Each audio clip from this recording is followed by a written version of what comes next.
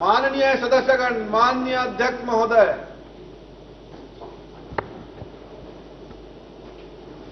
नए साल की बधाई अध्यक्ष जी। जी, आप सबको नए वर्ष की बधाई, शुभकामनाएं, और जो छोटे हैं उनको आशीर्वाद। छत्तीसगढ़ की पंचम विधानसभा के लिए निर्वाचन क्षेत्र क्रमांक 80 भानुप्रतापपुर से उप निर्वाचन में निर्वाचित सदस्य श्रीमती सावित्री मनोज मंडावी शपथ लेंगी।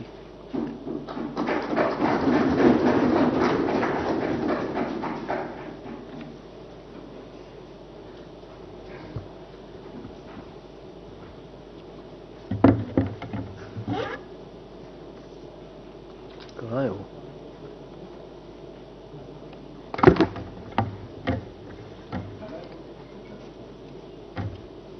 चलिए शुरू करिए, मैं बोलता हूँ, आगे आप बढ़ेंगे। मैं सावित्री मनोज मंडावी, जो विधानसभा का सदस्य निर्वाचित हुई हूँ, ईश्वर की शपथ लेती हूँ कि मैं विधि द्वारा स्थापित भारत के संविधान के प्रति सच्ची श्रद्धा और निष्ठा रखूंगी। मैं भारत की प्रभुता और अखंडता अक्षुण्ण रखूंगी तथा जिस पद को मैं ग्रहण करने वाली हूँ उसके कर्तव्यों का श्रद्धापूर्वक निर्वहन करूंगी।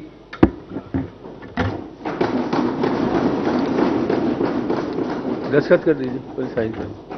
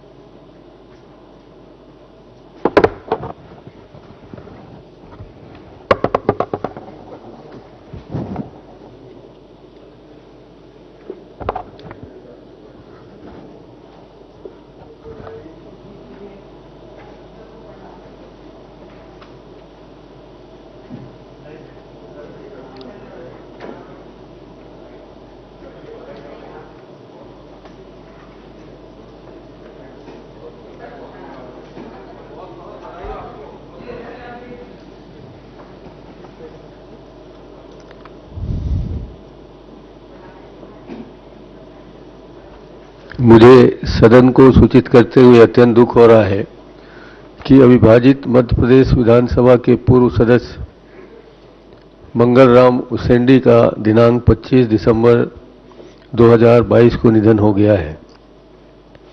मंगल राम उसेंडी का जन्म 15 अक्टूबर 1938 को हुआ था।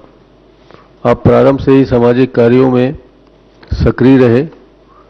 वे वन विभाग में सहायक परिक्षेत्र अधिकारी के पद पर कार्यरत थे। वे सन 1990 में अविभाजित मध्य प्रदेश विधानसभा में भारतीय जनता पार्टी की टिकट पर कोंडागांव विधानसभा क्षेत्र से निर्वाचित हुए। उनकी समाज सेवा, खेल एवं वानिकी में विशेष रुचि रही। उनके निधन से प्रदेश ने एक अनुभवी राजनीतिज्ञ तथा समाजसेवी को खो दिया है। माननीय अध्यक्ष महोदय, बहुत दुख का विषय है कि आदिवासी समाज के वरिष्ठ और बुजुर्ग नेता पूर्व विधायक आदरणीय मंगल राम उसेंडी जी का निधन दिसंबर के अंतिम सप्ताह में हो गया। उनका जन्म 1 अप्रैल 1935 को जिला नारायणपुर ग्राम पंचायत एड़का के आश्रित ग्राम इड़कू में हुआ था और 25-26 दिसंबर को उनका देहावसान हुआ। 87 साल की उम्र थी अध्यक्ष महोदय। वो अपने गांव के एकमात्र पढ़े लिखे व्यक्ति थे और उन्होंने रेंजर के पद तक के शासकीय नौकरी की। समाज सेवा में उसकी रुचि रही और उन्होंने राजनीति को भी अपना समाज सेवा का माध्यम बनाया। भारतीय जनता पार्टी के टिकट से 90 में निर्वाचित भी हुए और पूरे जीवन भर वो सामाजिक क्षेत्र में वो सक्रिय रहे। खेल में, वानिकी में उनकी विशेष रुचि रही। समाज सुधार की दिशा में भी वो लगातार काम करते रहे। उनकी पुत्री लता उसेंडी मंत्री भी रही हैं, विधायक भी रही हैं और ऐसे समय में मंगल उसेंडी जी का देहावसान एक अपूर्णीय क्षति समाज को हुआ है। मैं इस शोक के समय में शोकाकुल परिवार के प्रति संवेदना व्यक्त करता हूं और ईश्वर से प्रार्थना करता हूं कि मृतक आत्मा को शांति मिले। ओम शांति। माननीय अध्यक्ष महोदय, श्री मंगलराम उसेंडी जी कुंडागांव के विधायक रहे। पिछले दिनों उनका निधन हुआ और बहुत ही गरीब और छोटे से किसान परिवार में वो जन्म लिए। मंगलराम जी अत्यंत सहज, सरल और विनम्र व्यक्तित्व के धनी थे।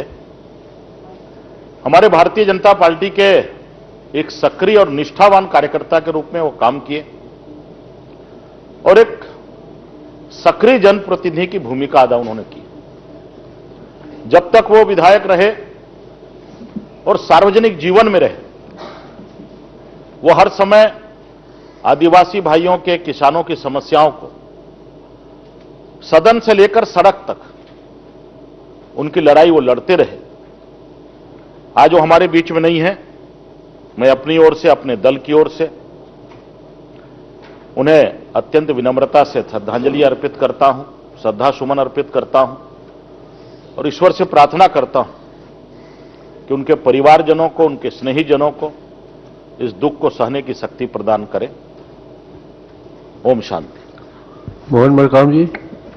माननीय अध्यक्ष महोदय, कोंडागांव विधानसभा के पूर्व विधायक और आदिवासी समाज के वरिष्ठ जो हमेशा सामाजिक गतिविधियों में सक्रिय रहते थे, मंगलराम उसेंडी जी का जाना आदिवासी समाज के लिए अपूर्णीय क्षति है।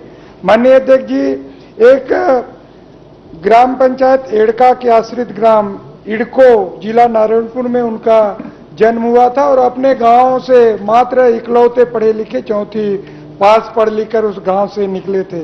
माननीय अध्यक्ष जी, हमारे आदिवासी समाज में एक है, जिस दिन को जन्म होता है उस दिन के अनुसार ही उनका नाम होता है।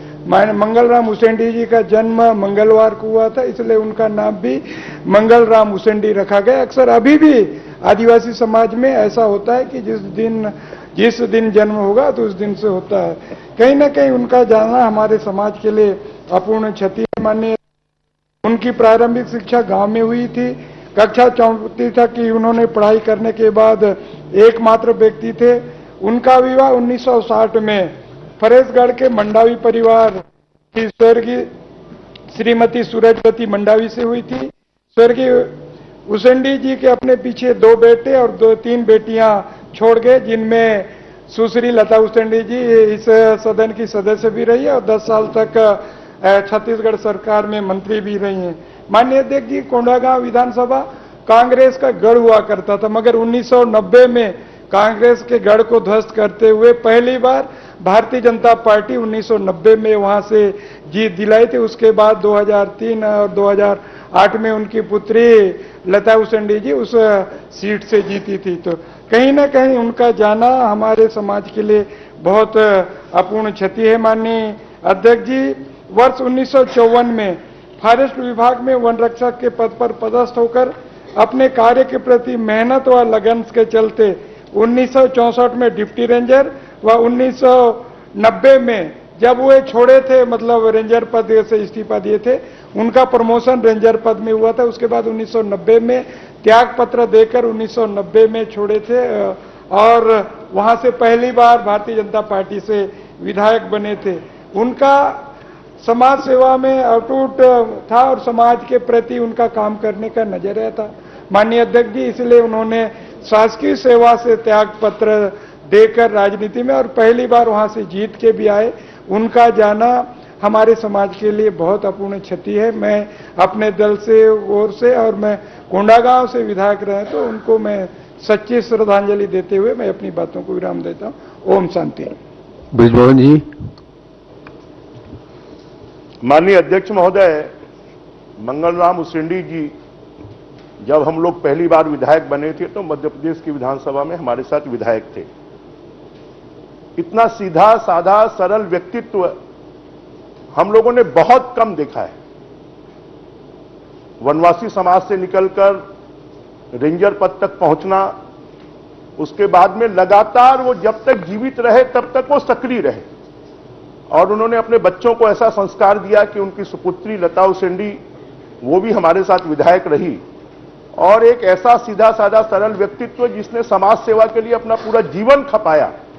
और ऐसे बहुत बिरले लोग होते हैं कि जो विधायक बनने के बाद भी जिनमें लेस मात्र का भी कोई घमंड, लेस मात्र की भी कोई कमी उनमें कभी समझ में नहीं आई। ऐसा एक व्यक्तित्व आज हमारे बीच में नहीं है, परंतु उन्होंने अपने परिवार में लता उसेंडी जी जैसी एक लड़की, क्योंकि आदिवासी समाज से निकलकर और 2008 में इस सदन का विधायक बनना, निश्चित रूप से मंगल राम उसेंडी जी ने अपने परिवार को संस्कारित किया, समाज सेवा के काम में लगाया। और आज ऐसा व्यक्तित्व हम सबके बीच में नहीं है। और भारतीय जनता पार्टी के 1990 में वो विधायक बने, ऐसे व्यक्तित्व के प्रति हम श्रद्धासुमन अर्पित करते हैं। उनके परिवार को इस दुख को सहन करने की शक्ति मिले और हमारा एक साथी जो 1990 से हमारे साथ विधानसभा में रहा, वो हम सबके बीच से चला गया। हम उसके प्रति, उनके परिवार को इस दुख को सहन करने की शक्ति मिले, यही हम प्रभु से कामना करते हैं। ओम शांति। मैं सदन की ओर से शोकाकुल परिवार के प्रति हार्दिक संवेदना व्यक्त करता हूं। दिवंगत आत्मा के सम्मान में अब सदन कुछ देर मौन धारण करेगा। प्रश्नोत्तर। माननीय अध्यक्ष महोदय, पूरे प्रदेश में कॉन्स्टिट्यूशनल ब्रेकडाउन हो गया है। अभी क्वेश्चन हो जाने दीजिए ना। मुख्यमंत्री जी राज्यपाल जी को धमकी दे रहे हैं। क्वेश्चन हो जाने दीजिए। मुख्यमंत्री जी राज्यपाल जी को धमकी दे रहे हैं। हमारी विधानसभा में संरक्षण राज्यपाल है। देखिए क्वेश्चन है, बात करें, 0 वर्ष में करेंगे। नहीं, आप मेरी बात सुन लें, एक मिनट, आप मेरी बात सुन लें। मुख्यमंत्री जी राज्यपाल जी को धमकी दे रहे हैं। हमारी विधानसभा की संरक्षण राज्यपाल है और धमकी देकर राज्यपाल जी ने संवैधानिक व्यवस्था खराब कर दी। जहां पर संविधान प्रभु को लगातार मुख्यमंत्री और ऐसी राज्यपाल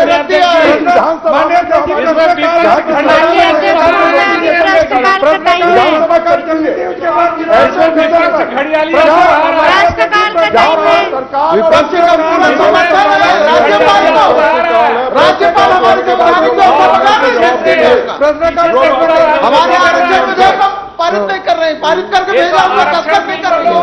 इनका पूरा समर्थन है माननीय अध्यक्ष महोदय। चलिए 0 वर्ष में चर्चा करिए, 0 वर्ष में उठा लीजिए। मैं तो सुना ना आपसे, 0 वर्ष में करिए ना, 0 वर्ष में सब कर सकते हैं।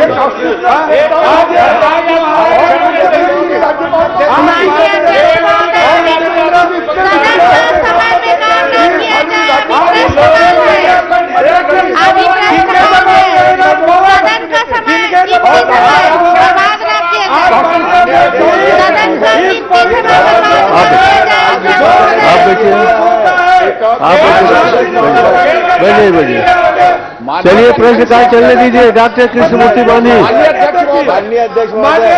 कृष्णमूर्ति बांधी, कृष्णमूर्ति बांधी।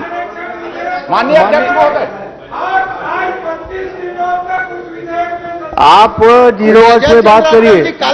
बैठिए, बैठिए, आप बैठ जाइए, आप बैठिए, प्लीज। कृष्णमूर्ति बांधी। माननीय अध्यक्ष महोदय, देखिए मैं खड़ा हुआ हूँ, आप बैठे, पहन के आए हैं। आप बैठिए, अध्यक्ष महोदय, मैं खड़ा हूँ, आप लोग बैठ जाइए। देखिए शांत प्रश्नकाल बहुत महत्वपूर्ण काल है, उसे चलने दीजिए। उसके बाद आप लोग 0 वर्ष में उठा लीजिए, मैं मना करता हूँ। चलिए कृष्णमूर्ति बांधी, भारतीय जनता पार्टी प्लीज। माननीय अध्यक्ष महोदय, मैं आपके माध्यम से माननीय मंत्री जी से प्रश्न करना चाहता हूं कि ये जो टेंडर की जो प्रक्रिया है, जिस टेंडर के लिए बहुत सारे लोगों ने शिकायत की है और आपने इस प्रश्न में एक्सेप्ट भी किया है कि यह शिकायत हुआ है, और शिकायत के बाद जिस तरीके से जल जीवन मिशन एक महत्वपूर्ण योजना है जो गांव के हर गांव में, हर घरों में जाना है, इसमें बहुत बड़ा खेला कर रहे हैं अध्यक्ष महोदय जी, और खेला कर रहे हैं, बहुत बड़ा खेला कर रहे हैं। अब उसमें से अब एक खेला का कई समाचार पत्रों, कई लोगों ने शिकायत किया। क्या यह बता सकते हैं कि इसमें जो शिकायत करता है, किन किन बिंदुओं पर आपने शिकायत किया और जिसको आप निराकरण बता रहे हैं, तो कैसे निराकरण किए? क्या इसको प्रश्न दे बता सकते हैं माननीय मंत्री जी? बताइएगा। सम्मानीय अध्यक्ष जी, पहले तो सभी को हमारे तरफ से नव वर्ष की बहुत बहुत बधाई, शुभकामनाएं। बाबा जी का आशीर्वाद बना रहे सब पे। ये पहले दे दिए होते शायद प्रश्न भी नहीं आता। टेंडर की माननीय अध्यक्ष जी प्रक्रिया होती है। कलेक्टर की अध्यक्षता में एक समिति बनी हुई है सभी जिलों में, जिसमें सभी विभाग के अधिकारी रहते हैं और वहां पे कलेक्टर के जरिए सभी अधिकारी बैठ के तय करते हैं और वह टेंडर फ्लोट होता है। तो उसमें कोई ऐसी बात नहीं है। जी बांधी जी। अध्यक्ष महोदय, जब प्रक्रिया बहुत अच्छा था, जिसकी शिकायत की है, मैंने तो प्रश्न किया जिन लोगों ने शिकायत की है, जिस टेंडर प्रक्रिया को चुनौती दी गई थी, और आपने भी स्वीकार किया मंत्री जी, और टेंडर प्रक्रिया गलत थी क्योंकि प्रश्न लगने के बाद आपने संज्ञान में लिया। ये 15 लोग हैं जिसको आपने निरस्त किया है ये टेंडर में, ठीक है? सम्मानीय अध्यक्ष जी, शिकायत बिल्कुल हुई थी पानी टंकी के निर्माण को लेके, पाइप के क्वालिटी को लेके, तो उसको अधिकारी स्तर पे जांच उसकी की गई है। दूसरी चीज, जो निरस्त करने की जो बात कर रहे हैं, वह निरस्त इसलिए क्योंकि मैक्सिमम मतलब 95, आप 15 टेंडर की बात कर रहे हैं, मैं आपको बता रहा हूं 95, जो कि आपके जवाब में ही है, 95 टेंडर ऐसे हैं जिसमें 0 कॉल आए या फिर सिंगल कॉल आए। तो ऐसे में यह प्रक्रिया में ही है कि उसको निरस्त करके उसको री-टेंडर किया जाता है। अध्यक्ष महोदय, यही तो खेला है कि एक बार टेंडर जारी करना, उसको निरस्त करना और फिर एबोव रेट में देना। यही तो खेला है कि टेंडर को एक बार निरस्त करना, फिर संशोधित करना और एबोव रेट में देना। तो आपने जो एबोव रेट दिया था, री-टेंडर, इसमें ऑनलाइन टेंडर किया था, उसमें आप बता सकते हैं मंत्री जी कि कितना % एबोव दिया गया था? उससे शासन को कितने पैसा का हानि हो रही है? सम्मानीय अध्यक्ष जी, नया एसओआर जारी हुआ क्योंकि ना पाइप का रेट बढ़ गया था, तो नया एसओआर के नजरिए, क्योंकि मैंने थोड़ी देर पहले ही मैंने बोला, जब कोई टेंडर कोई ठेकेदार जब आया ही नहीं, 0 कॉल रहा या फिर सिंगल कॉल रहा, तो यह प्रक्रिया में ही है। आप भी मंत्री रहे हैं, शायद आपको भी जानकारी होगी। अध्यक्ष महोदय, चलिए यशोदा जी। अध्यक्ष महोदय जी, अब मेरा प्रश्न का कृपा करें अध्यक्ष महोदय जी। अभी आप 200 टेंडर एसओआर रेट की बात कर रहे हैं। हाँ, कृपा आपकी मेरे ऊपर विशेष रहनी चाहिए अध्यक्ष महोदय। आपके जिले का भी बहुत सारा ऐसे टेंडर में हुआ है, बहुत टेंडर में अध्यक्ष महोदय जी, मगर ये खेला नहीं हुआ ना सब जगह। हाँ, माननीय मंत्री जी, जो एसओआर रेट में आपने बात किया, एसओआर रेट में जब दिया गया है एक स्टैंडर्ड, तो फिर निरस्त होने का कोई प्रश्न नहीं उठता था। आपने उनमें से कितने लोगों को आपने 80 लोगों को आपने टेंडर को री-टेंडर करने का निर्णय लिया और उसमें से फिर 15 लोगों को टेंडर का समय दिया। 15 लोगों को जो आपने टेंडर भरने का समय दिया, क्या आप बता सकते हैं कितना समय दिया गया उसको? कितने समय के लिए ओपन किया गया उसे? माननीय अध्यक्ष जी, जैसे कि मैंने शुरू में बताया, कलेक्टर की अध्यक्षता में समिति बनी हुई है। उस समिति तय करता है। पहले 15, इन्होंने 80 कहा, मैं फिर बोल रहा हूं 95 टेंडर है और वो 200 नहीं, 201 टेंडर टोटल थे पूरे जिले में। उस 95 में 15 टेंडर का समय बढ़ाया गया। जब उसमें भी जब कोई नहीं आ रहा था तो कलेक्टर ने बोला कि ना बाकी 80 को री-टेंडर कर दिया जाए और उसको पूरा का पूरा 15 को भी री-टेंडर करके पोजीशन में डाल दिया गया और अभी तो लाइव है पूरा। माननीय अध्यक्ष महोदय, यही 6 घंटे के लिए टेंडर।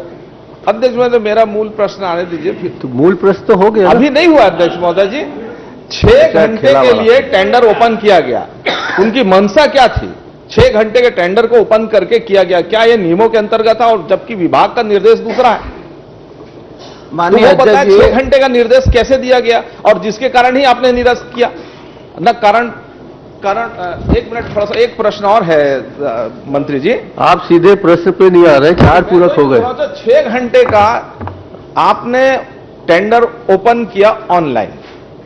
अब उस 6 घंटे के ओपन टेंडर में आपने उन लोग 15 लोगों को दिया, जिसको बाद में आपने निरस्त कर दिया, और निरस्ती का कोई कारण नहीं दिख रहा है आपका। जबकि जो जांच करे, मंत्री जी जांच करे, ये टेंडर को एबोव निरस्त करना, फिर रिटेंडर करना और एबोव रेट में देना, ये बहुत बड़ा जल जीवन मिशन के अंदर खेला चल रहा है। कृपया इसकी जांच करें। चलिए, मैं मंत्री जी से जानना चाहता हूं कि केंद्र सरकार की जल जीवन मिशन एक महत्वपूर्ण योजना है। इस योजना में छत्तीसगढ़ के 72 लाख घरों में नल के कनेक्शन लगना है। पूरे देश में सबसे पीछे अगर कोई है तो छत्तीसगढ़ है। जरा मंत्री जी, 201 टेंडर में 95 टेंडर को आपको संशोधित करना पड़ा, 15 टेंडर को रीटेंडर किए, 80 टेंडर आपने निरस्त किए। आखिर उसके कारण क्या है? माननीय मंत्री जी। सम्मानीय बृजमोहन जी, मैं जो जवाब दे चुका हूं, आप लोग उसी पे ना क्वेश्चन कर रहे हैं। और यह हमारे सरकार के लिए भी बहुत महत्वपूर्ण योजना है, क्योंकि इसमें हमारा भी ना पैसा लगा है, जो माननीय मुख्यमंत्री जी हमेशा देते हैं। और आपको ये बताना चाहूंगा कि मैंने जवाब में थोड़ी देर पहले ही मैंने कहा, 0 कॉल थे। आप तो 15 साल मंत्री रहे, 0 कॉल थे, और कुछ में सिंगल कॉल थे, तो वो तो रिटेंडर होता ही थे, वो तो प्रक्रिया है। नहीं, पर आपकी टेंडर प्रक्रिया, माननीय अध्यक्ष महोदय, हम लोग भी मंत्री रहे हैं और 35 साल से विधायक हैं। 201 टेंडर में 80 टेंडर को निरस्त करना पड़े, 15 टेंडर को रीटेंडर करना पड़े, तो मतलब ये पूरी व्यवस्था दूषित हो गई है। तो क्या यह भ्रष्टाचार करने के लिए किया गया? हम आपसे एक एक टेंडर के बारे में जानकारी चाहते हैं कि जो 80 टेंडर निरस्त किए गए और 15 टेंडर रीटेंडर किए गए, उनके पीछे में क्या क्या कारण थे, आप 80 टेंडर की जानकारी दे दें, क्योंकि ये बहुत महत्वपूर्ण मामला। पूरे छत्तीसगढ़ के लोग इस बात की उम्मीद कर रहे हैं कि उनके घरों में नल लगेगा, और यहां पर नल नहीं लग रहा है। 2023 तक ये योजना पूरी होनी है, छत्तीसगढ़ में पूरी नहीं हो सकती। इतनी महत्वपूर्ण योजना के कारण आज पूरा छत्तीसगढ़ के लोग घर घर में नल लगने से वंचित हो रहे हैं, और ये सरकार यहां पर ऐसा हल्का फुल्का जवाब देकर इसको टालने की कोशिश कर रही है। चलिए, इसके पीछे कारण क्या है, ये बताया जाना चाहिए। गंभीरता पूर्वक जवाब दीजिए। माननीय जिम्मेदारी के साथ मैं बोल रहा हूं। जांच करवा ले। एक प्रश्न इनके इसी के साथ इसी में एक प्रश्न। हाँ, चलिए जोड़ दीजिए। माननीय अध्यक्ष महोदय, ये जो मंत्री जी का जवाब आया कि एसओआर के रेट में जो वृद्धि की गई और इसके कारण में वो 300 करोड़ रुपए का जो है वो 400 करोड़ रुपए, मैं माननीय मंत्री जी से पूछना चाहता हूं कि एसओआर में जो वृद्धि कब की गई और उसके बाद में रेट में जो कितने प्रतिशत की वृद्धि की गई है। वास्तविक में एसओआर की तो अभी की बात आ रही है, योजना आपकी 2020 की है, पूर्णता की तारीख आपकी है सितंबर 2023 में, आपके पास समय बचा हुआ नहीं है, और केवल करप्शन उसमें और भ्रष्टाचार मैं बोल रहा हूं उसमें 300 करोड़ का 400 करोड़ बढ़ाना, मतलब अब तो मंत्री जी मुक्त हो गए हैं। एक जवाब आता है कि कलेक्टर जाने, कलेक्टर की कमेटी बनी है, कलेक्टर जो करेंगे। ये कलेक्टर का जो अधिकारी जो भेजे हैं वहां पर जांजगीर में, उसका बहुत रिकॉर्ड खराब है। और अभी भी वो जो आपका नल जल मिशन का योजना है, जैसा भट्ठा बैठाए, वो बिलासपुर में भट्ठा बैठा है, प्रेस करिए तो आप उसको केवल मेरे को ये बताएं कि आपके जो एसओआर के रेट में जो वृद्धि की गई, तो उसका पहला टेंडर कब किया गया और केवल एसओआर के रेट में वृद्धि करने के लिए उनको निरस्त किया गया या संशोधित किया गया, तो ये तारीख और समय और क्यों कही गई उसको बताओ मेरे को। सम्मानीय अध्यक्ष जी, मैं फिर अपनी बात में दोहराऊंगा। 0 टेंडर, सिंगल टेंडर, इसके कारण ये एक सबसे बड़ा टेंडर में मैनेजर अध्यक्ष महोदय, प्रश्न है एसओआर में वृद्धि की कब की गई, मैं जवाब दे कब लगा हुआ था और एसओआर में वृद्धि कब हुई और उसके बाद में रेट बढ़ाया गया, मैं इतना ही पूछना चाहता हूं। अध्यक्ष महोदय, जांजगीर जिले में भी 30% एबव रेट गया है, अब दिखवा लीजिएगा।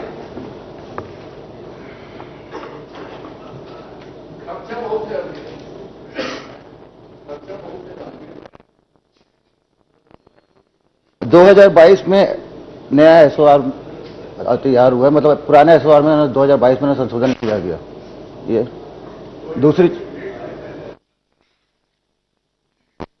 दूसरी चीज तो खत्म हो गया ना, पूछना चाह रहा हूं मैं। तो वो खत्म हो गया ना। तो ये 2022 के तो नहीं, ये है टेंडर, तभी तो मैंने अभी ना बधाई दिया नए साल की आपको, सीधी सी बात है। और स्पष्ट है प्रक्रिया के हिसाब से जीरो टेंडर, क्योंकि काम इतने हैं जेजेएम में पूरे प्रदेश में कि हमारे पास ठेकेदारों की भी कमी है। ठेकेदारों की ना कमी के कारण जीरो कॉल होता है, सिंगल कॉल होता है, सीधी सी बात है। माननीय अध्यक्ष गंभीर मामला है, बहुत गंभीर मामला है। 201 टेंडर में 80 टेंडर को निरस्त करना पड़े, 15 को संशोधन करना पड़े, और उसके पहले भी कैबिनेट जो है पूरे टेंडर को निरस्त कर देती है। इसके कारण कि उसमें भ्रष्टाचार हुआ है और ठेकेदारों की कमी है। तो आप क्यों स्प्लिट करके उसको टेंडर कर रहे हैं? आप क्यों बड़े ठेकेदारों को नहीं बुला रहे हैं?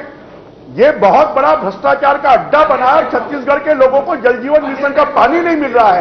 और इसके ऊपर में आपको मैं चाहता हूं कि चर्चा करवानी चाहिए, मंत्री जी के जवाब आने चाहिए कि आखिर कब ऐसे पूछ लेने दीजिए क्या बात है, कब ऐसे आपको चेंज किया। हर बार जिला के ऊपर डाला जा रहा है माननीय अध्यक्ष महोदय जी। जिला में कमेटी में जो लोग हैं उनको कितने प्रतिशत तक का निरस्त करने का अधिकार है और कितने प्रतिशत तक का स्वीकृत करने का, अधिकतम को कितने प्रतिशत तक का स्वीकृत करने का अधिकार है? कितने प्रतिशत को जिला, कितने प्रतिशत को एसी, कितने प्रतिशत को सी और कितने प्रतिशत को राज्य शासन स्वीकृत करती? प्रक्रिया क्या है पूरी इसकी स्पष्ट हो जाएगी इसमें।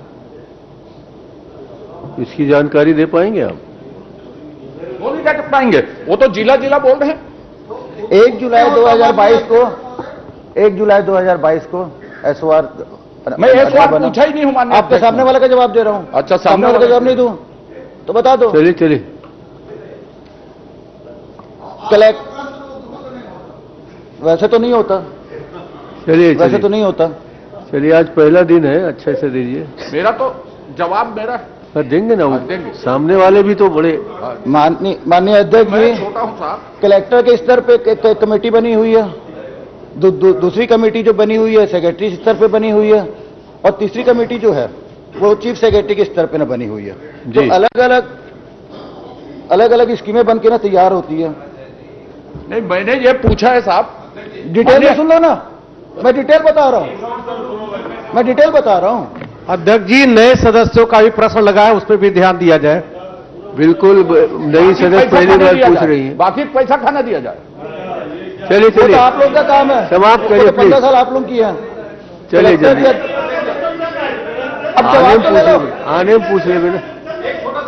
मेरा तो उत्तर ही दिया माननीय अध्यक्ष जी, आपको भी जानना चाहिए। आने दीजिए ना, आपको भी जानना चाहिए, सदन को भी जानना चाहिए। मैं तो हर बार कलेक्टर बोलते हैं, कलेक्टर को कहां तक अधिकार है? एसी को, सी को, सेक्रेटरी को, और ये 30% अब तो कौन सी कमेटी ने स्वीकृत किया? जवाब देने दीजिए ना, जवाब आ रहा है, ले लीजिए पहले जवाब दे दीजिए। माननीय अध्यक्ष जी, जवाब तो दे रहा हूं, अब आप लोगों को सुनना नहीं है। लीजिए। कलेक्टर की अध्यक्षता में जो कमेटी बनी है, जिला स्तर की जो बनी है सभी जिलों में, वहां पे 5 करोड़ तक का इनको अधिकार है काम सैंक्शन करने का। अब 5 करोड़ तक का। 5 करोड़ में कितने % अब तक का? वो ये प्रक्रिया में रहता है, काम के हिसाब से, अलग अलग काम के हिसाब से ना वो टेंडर में वो फॉलो होता है। हम तो अब को पूछ रहे हैं, कितने % अब तक कलेक्टर को, एसी को, सी को, एनसी को, सेक्रेटरी को, राज्य शासन को? अजय जी, आप कौन से विभाग के मंत्री हो रहा है? नए सदस्य आए हैं, पहली बार प्रश्न किया, उसको मौका दिया जाए। पंचायत भी रहा अध्यक्ष महोदय, तो टेंडर का नियम पता होगा आपको, अभाव जाता है वो। मेरे को छोड़िए साहब, मैं इधर हूं, आप उधर हैं, आप बताइए। यहीं पर तो सब छिपा है कि इशारे पे टेंडर स्वीकृत हो रहा है, इशारे पे विरोध हो रहा है। आप बताइए ना, मंत्री है, कौन स्वीकृत किया? 30% भ्रष्टाचार किए, और नीचे निरस्त करवाते हो, ऊपर स्वीकृत करवाते हो, ये आरोप है और इशारे पर होता है। और ये जो आप लोग बार बार जो बोल रहे हैं कि ना कलेक्टर स्तर की, ना हम लोग बार बार नाम ले रहे हैं, कलेक्टर स्तर है? आप कलेक्टर कितनी चंद्राकर जी, बताओ ना। चंद्राकर जी प्लीज। माननीय अध्यक्ष जी, माननीय मंत्री जी स्वीकार कर रहे हैं कि 80 टेंडर में रीटेंडर हुआ और 15 टेंडरों में समय सीमा में संशोधन किया गया। उन्होंने स्वीकार कर लिया और बोल रहे हैं सब हमने नियमानुसार किया। मैं आपके माध्यम से निवेदन करना चाहता हूं, क्या इस पूरे प्रक्रिया की सदन की समिति बनाकर जांच कराएंगे क्या? अगर आप नहीं, इसकी जरूरत है माननीय अध्यक्ष तो महोदय। सदन की जांच समिति आप समझ मैं करवा तो दीजिए। पूछा हूँ उसको क्लियर करवा अध्यक्ष देंगे जी, कि बार बार निवेदन कर रहा हूं, अध्यक्ष जी। करवा दीजिए। ये अध्यक्ष महोदय, नए सदस्य की पहली बार प्रश्न आया है, उसको किसी मौका भी दिया देश जाए। में समिति किसी बना को के भी जांच करा माननीय दीजिए। अध्यक्ष जी, इनके अगर आप माननीय अध्यक्ष महोदय, माननीय अध्यक्ष जी, मंत्री जी ने जवाब दिया कि 1 जुलाई को इकट्ठे धावा बोलना ठीक नहीं है, ये टेंडर मौका 15 दिया जुलाई जाए। से किए गए हैं। अगर 1 जुलाई को संशोधन किया गया एसओआर में, तो 15 जुलाई से जो टेंडर हुए हैं उनको निरस्त करने की नौबत क्यों आई? नीचे निरस्त करवाना, उनको निरस्त ऊपर करने की इशारा नौबत करना, क्यों आई? स्वीकृत करवाना, यह धंधा चल रहा है माननीय अध्यक्ष जी। जनता को पानी नहीं मिल रहा, भ्रष्टाचार का सदन की खेल जांच खेला जा रहा है। ये बड़ा अजीब है। राज्य चलिए। सरकार तो पानी नहीं दे सकती, केंद्र ने कोई योजना बनाकर अगर आपके पास भेजी है और लोगों को पानी मिलना चाहिए, तो ये पानी नहीं देते हैं। बिरमोहन अग्रवाल साहब, माननीय अध्यक्ष महोदय, माननीय अध्यक्ष महोदय, पूरा क्वेश्चन है, हो गया। एक ही 2 बार पूछना चाहिए। माननीय अध्यक्ष महोदय, चलिए चलिए ये चलिए। जल जीवन मिशन का मामला है और आपके हमारे जिले में भी भारी भ्रष्टाचार हुआ है। एक बात, माननीय मंत्री जी को आप हिदायत दीजिए, सरकार के सभी मंत्रियों को हिदायत दीजिए कि पूरी तैयारी से आए चलिए और पॉइंटेड प्रश्नों का उत्तर दें। पूरी तैयारी से है, माननीय नेताजी। आग्रह मेरा यह है कि 100 करोड़ का घपला का मामला है ये, 100 करोड़ के घपला का मामला है और इस तरीके से लोकधन की लूट होगी इस सरकार में। यह हमारा पैसा है, जनता का पैसा है और इस प्रकार से पैसे की बर्बादी यह ठीक नहीं है। माननीय अध्यक्ष महोदय, हमारा आग्रह है प्रश्न है। इस पूरे प्रकरण का नेताजी। हमारा आग्रह है आपसे, आसंदी से आदेश हो। 100 करोड़ के घपला, लोकधन की लूट, लगातार भ्रष्टाचार जल जीवन मिशन में, नेताजी, और माननीय अध्यक्ष महोदय, तेलंगाना और उड़ीसा सहित के राज्य इसको पूरा कर लिए। तेलंगाना और उड़ीसा सहित के राज्य पूरा हो गया है। माननीय विधायक भारत सरकार की गाइडलाइन रखिए। है। हमारा निवेदन है माननीय अध्यक्ष महोदय, सदन की जांच कमेटी से इस पूरे प्रकरण की जांच कराई जाए। चलिए, मैं आप आपकी सदन से निवेदन- निर्देशित करिए, आसंदी से निर्देशित करिए, हमारा आग्रह है। और माननीय अध्यक्ष महोदय, इस प्रकार के अगर उत्तर सरकार से आए, माननीय मंत्रियों से आए, तो यह ठीक नहीं है। आपका सख्त निर्देश मंत्रियों को जाना चाहिए। यह सदन है और माननीय अध्यक्ष महोदय, इस सदन के माध्यम से प्रदेश की जनता जानना चाहती है कि जल जीवन मिशन का हुआ क्या है और पूरे प्रदेश में इस तरह का वातावरण चल रहा है। हम माननीय मंत्री जी के उत्तर से, जवाब से हम असंतुष्ट हैं, हम सदन से बहिर्गमन करते हैं। Thank you. श्रीमती यशोदा नीलांबर वर्मा।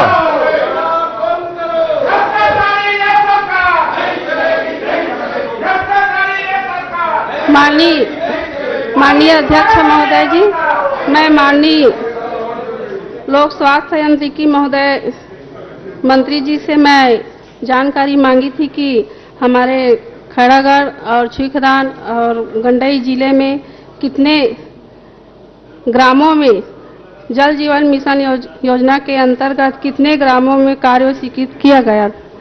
माननीय मंत्री जी ने मेरे को जवाब भी दिया है कि वहाँ 217 ग्रामों में जल जीवन मिशन के अंतर्गत वहाँ 221 ग्राम में कुल 438 ग्रामों में कार्य स्वीकृत है, जिसमें माननीय मंत्री महोदय जी से मैंने पूछा, अध्यक्ष महोदय जी, अब क्या तो- पूछना चाहती हूँ ये बताओ। मैं यही पहले- पूछना चाहती हूँ कि कितने ग्रामों में कार्य स्वीकृत हुआ है, उसमें कितना कार्य चल रहा है और कितनों में पूर्ण हो चुका है। धन्यवाद। चलिए माननीय मंत्री, माननीय अध्यक्ष जी। पहली बार प्रश्न कर रही हैं, उनको पूरा संतुष्ट करिए। जी, कुल स्वीकृति 438 की है अध्यक्ष जी। कुल निविदा आमंत्रित 438 का किया गया है। विधानसभा क्षेत्र के अंतर्गत निविदा प्रक्रियाधीन 34 है। टोटल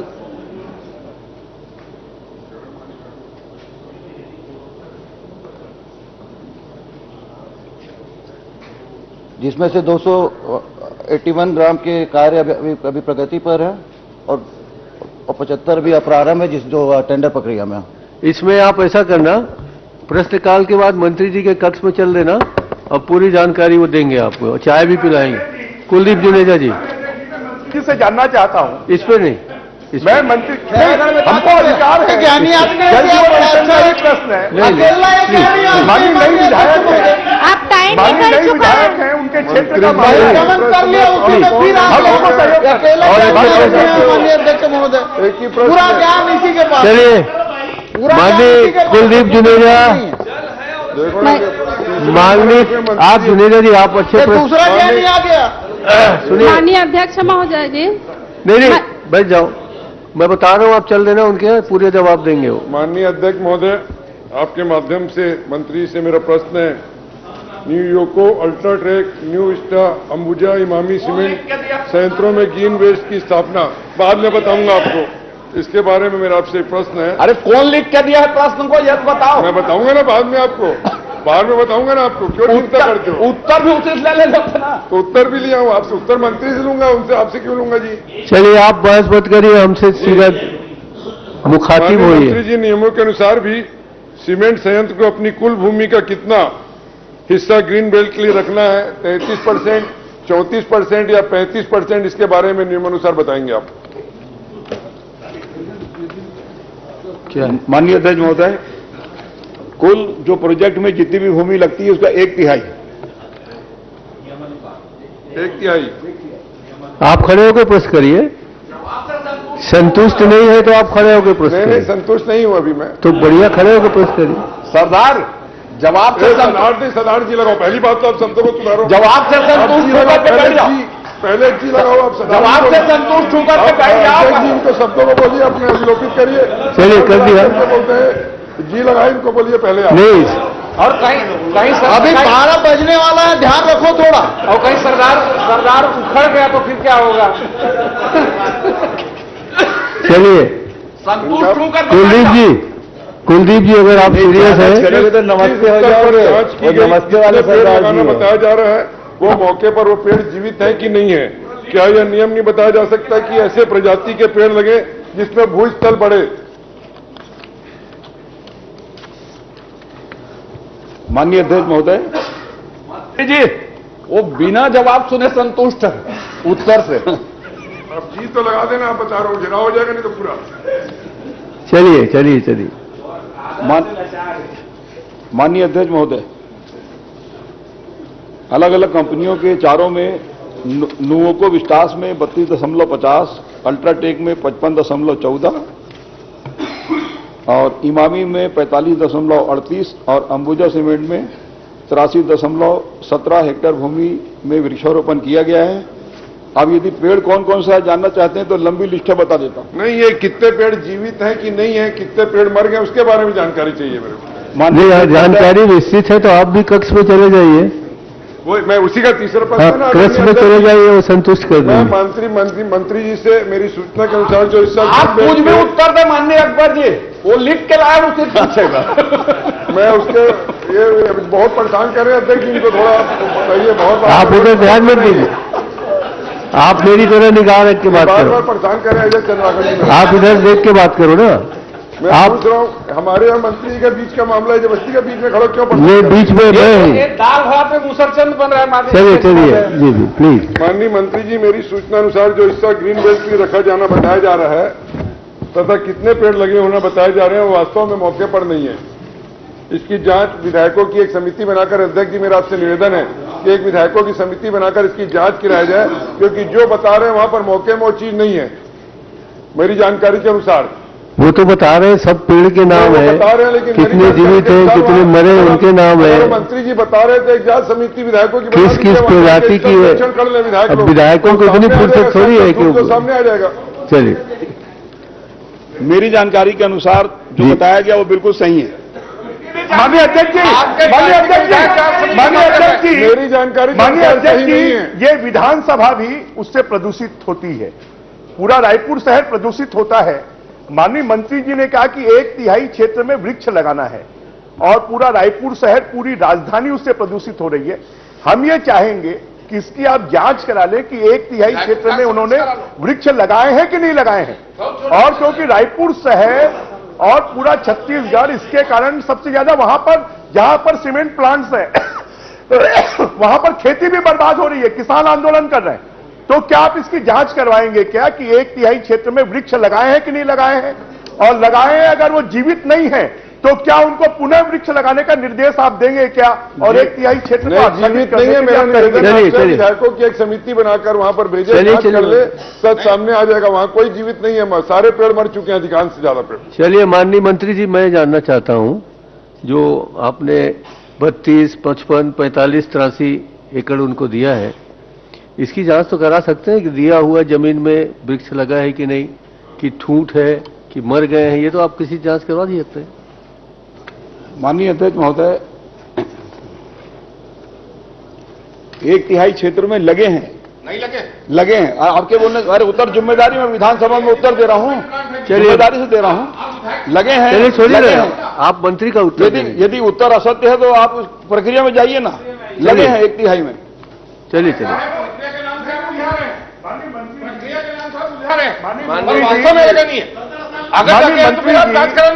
माननीय मंत्री जी, आप और हम सब उस प्रदूषण से ग्रसित हैं। आप जरा इस बात को कि उन वृक्षों में कितने वृक्ष जीवित हैं, अगर नहीं है तो क्या उनको पुनः निर्देश देंगे क्या कि आप लगाएं? CSR इस बात के निर्देश मंत्री जी उसमें तो आपको जांच कराने में क्या तकलीफ है? आप सदन की जांच समिति से जांच करा लीजिए। माननीय अध्यक्ष महोदय, मुख्य प्रश्न जब लगे हैं तो कहां से बीच में टपक गए, पहले इनका उत्तर आ जाए, उसके बाद हिसाब किताब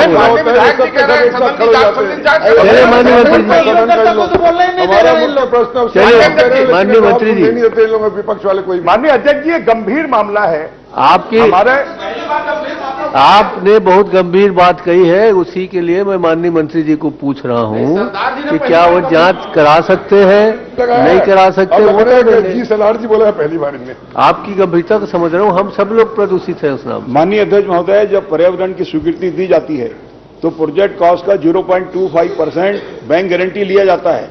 यदि वृक्षारोपण में कभी कमी पाई जाए तो इस राशि से उसकी पूर्ति हो सकती है जी, और वो समय समय पर इसको भौतिक सत्यापन भी कराया जाता है।